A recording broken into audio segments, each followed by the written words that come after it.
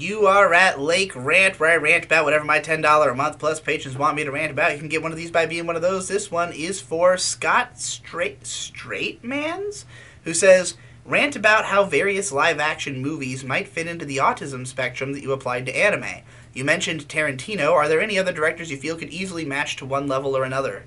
This is more difficult for me, not only because I haven't, I'm not as big of a film guy as I am an anime guy, so it's harder for me to make really strong statements. Even if I've seen a lot of movies, I haven't rewatched a lot of movies, so my memory of a lot of them is very hazy. But essentially, we run into an issue when it comes to talking about autism in film of how successful the film is at actually being good. When it comes to anime, what is or isn't good? Obviously, good and bad is subjective in all cases, right? But, the scale between, the lowest budget anime and the highest budget anime is, nowhere near that of the difference between, a low-budget movie made by some guy and, a fucking, cinematic masterpiece or, something with tons of moving parts. So, if I were to describe a level 5 autism film, Neil Breen's movies are definitely some level 5 autism shit. Some borderline non-functioning, completely in his own world, obsessive, just massively autistic movies. But they're also bad, and it's not because of his autism, it's because he's just incompetent. I don't know if it's that he's unintelligent, that he just is so inexperienced with film that he can't tell the difference between what he's doing and what other people are doing, or if he just is, making the best with what he can, and this is just as good as he can get it. I mean, it seems like he's pretty proud of his movies, but, I don't know if it's that he's an idiot, or if it's just that he, internalizes very specific elements of films on an obsessive level and not really other parts of them, which I think is true of a lot of people.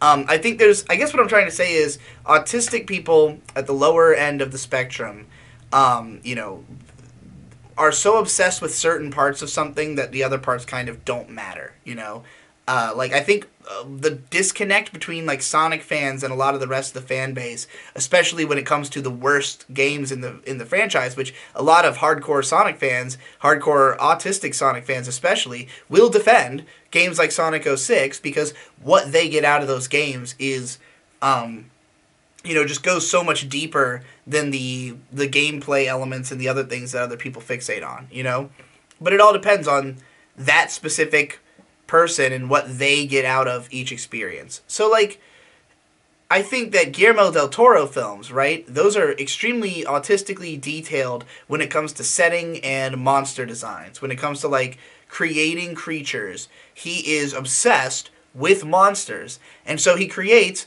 the most, creative, in-depth monsters and brings them to life in the best possible way. And his films are great because he's a great filmmaker and he understands how to make a great film. But, what is in it for him is I get to make these monsters and these sets come to life, beyond just being a filmmaker. So that is where I see, somebody who, is more autistic but more self-aware, more capable of, reining themselves in, making a movie that is still, commercially viable, but then having these autistic layers of depth that people can dive into if they share the same sort of, mentality as him. Boogie Pop, if you will. So, if we're talking about movies, I think that, if there's mainstream films that are highly autistic, they're also probably highly competent. And so, stuff like Wes Anderson movies, anything like that. And it's difficult to really, I think, make a mainstream film that's more autistic than level 4, the most, which is where I put Tarantino.